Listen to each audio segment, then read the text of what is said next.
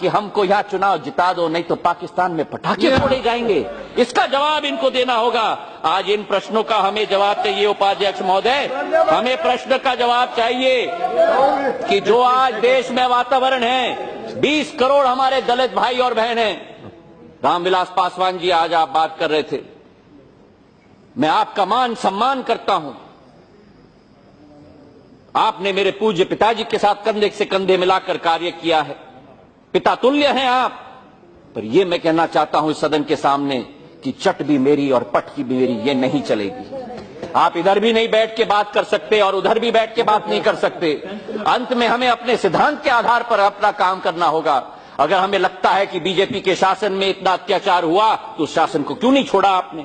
अगर आपको लगता है कि कांग्रेस के शासन में अत्याचार हुआ, उस शासन के मंत्रालय को क्यों नहीं छोड़ा आपने? अगर दलित की लड़ाई लड़नी है तो आंगन में उठ के लड़नी होगी हमको, ये मैं आपसे मांग करता हूं। और उसी के साथ मैं कहना चाहता हूं कि जो आज आंकड़े पेश किए गए हैं, हर 18 मिनट दलित के विरुद्ध अत्याचार होता है, हर दिवस 3 दलित महिलाओं का बलात्कार होता है, हर दिन 2 दलित महिलाओं और दलितों की मौत होती है, और पिछले 2.5 वर्षों में 19% बढ़ोतरी दलितों के विरुद्ध अत्याचार में हुआ है। हम स्वच्छ भारत की बात करते हैं, आप कैसी स्वच्छ भारत की कल्पना करना चाहते हो? वो स्वच्छ, how can I wind up sir? I have just started this an issue which is an emotive issue. I am only the second speaker from the Congress sir, this is not fair sir.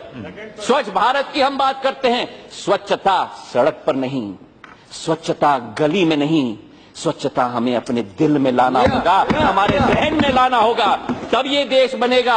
स्वच्छता नहीं बनेगा जब आप गली गली मोहल्ले में जाओगे, तो स्वच्छता मानसिकता में हमें लानी होगी, वो स्वच्छता हमें दिल में लानी होगी, तब हमारा स्वच्छ भारत बनेगा।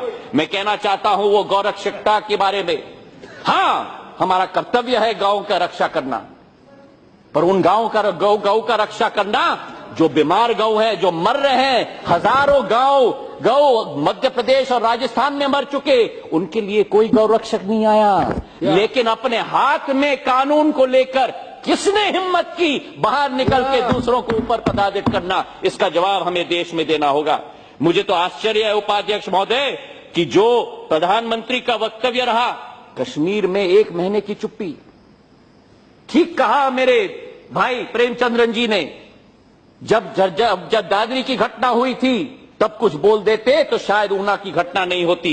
और जब बोला उन्होंने, जो बाबा साहब अंबेडकर की बात अर्जुन राम मेघवाल जी कह रहे थे, उन्हीं के पोते प्रकाश अंबेडकर जी ने क्या कहा प्रधानमंत्री के वक्तव्य के बारे में? It is too little too late.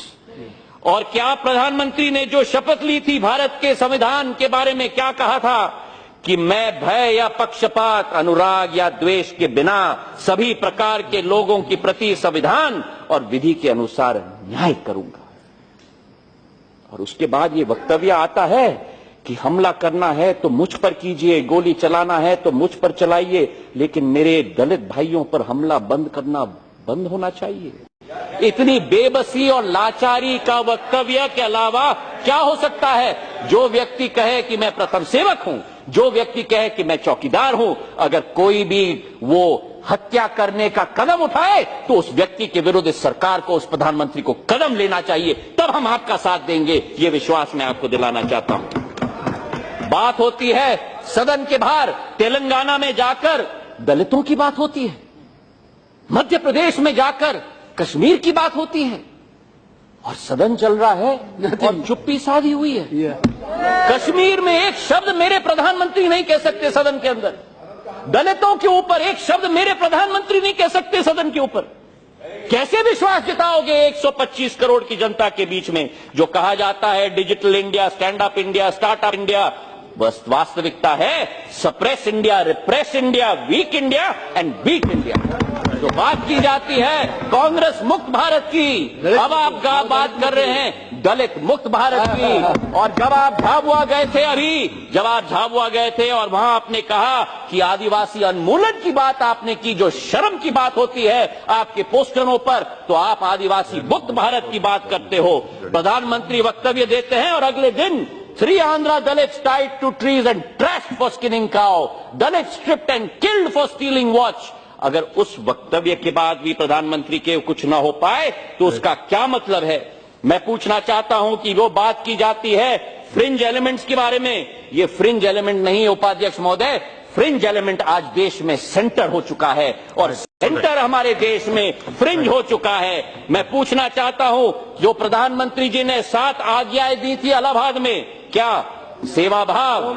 मैं पूछना चाहता हूं कि इतने बड़े वर्ग को वंचित रख के सेवा भाव हो सकता है? उन्होंने कहा था संवेदना, जो उनके विधायक ने तेलंगाना राजा सिंह ने कहा कि जो ऊना में हुआ वो ठीक हुआ, क्या ये संवेदना हुई? जो संयम की बात की गई उपाध्यक्ष महोदय, संयम की मैं पूछना चाहता हूं, जो वीके सिंह जी ने वक्तव्य दिया दलितों के बारे में, क्या वो संयम है? जो समन्वय की बात की, जहां इनके प्रदेश सरकार है, मध्य प्रदेश में, राजस्थान में, गुजरात में, वहां क्यों नहीं संयम है? केंद्र और प्रदेश के बीच में जो पासवान जी ने अभी कहा कि प्रदेश सरकार को कदम उठाना चाहिए, ये क्यों नहीं आदेश देते प्रदेश सरकार को कदम उठाने के लिए? जो संतुलन की बात की गई, जो सकारात्मक की बात कही और संवाद की, जो हमारी मायावती जी जो 5 बार मुख्यमंत्री रही हैं, सांसद है, उनके बारे में टिप्पणी की गई, क्या वो संवाद की बात होती है? दयाशंकर के बारे में तो मैं पूछना चाहता हूं कि जो एक कैबिनेट का मंत्री भी न जा पाया, एक कैबिनेट मंत्री भी एक भी हिंसा का जगह न जा पाया, जहां इंदिरा गांधी जी बेलसी में गई थी अपने वेस्ट तक पानी में घूमते हुए, जब दलितों का नरसंहार हुआ था, राहुल गांधी ऊना गए थे, रोहित वेमुला के यहां गए थे, इस सरकार का एक मंत्री क्यों नहीं जा पाया एक ही घटना पे? मैं पूछना चाहता हूं।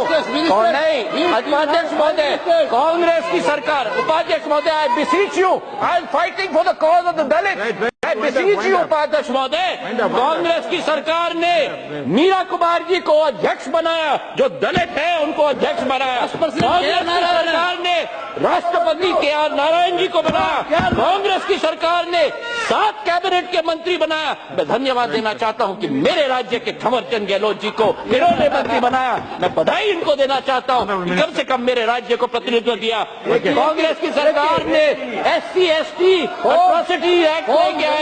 मैं पूछना चाहता हूं गृह मंत्री ने क्यों नहीं आदेश दिया कि इन सभी चीजों पर कार्रवाई हो? मैं पूछना चाहता हूं कि सामाजिक एवं न्याय कल्याण मंत्री ने इन सब जगहों में क्यों नहीं गए? क्योंकि आज समय की मांग है उपाध्यक्ष महोदय कि हमें सुख के समय में हम देश की जनता के साथ न रहें, लेकिन दुख के समय में उनका दुख बांटना हमारा कर्तव्य नहीं बनता, हमारा धर्म बनता है। यही हिंदुस्तानी सभ्यता है, यही हिंदुस्तानी हिंदू धर्म की अक्षुण्ण भाग है, जो ये सरकार स्वयं भूल गई है। अंत में उपाध्यक्ष महोदय, मैं कहना चाहता हूं कि केवल बाबा साहब अम्बेडकर जी की ये बात करते हैं। मैं पूछना चाहता हूं इनसे कि जो अमेरिकन सरकार कहती है हमारे देश की सरकार के बारे में, that we have been clear in our engagement with India about our concerns about those times when the government has been slow to react when violence has taken place.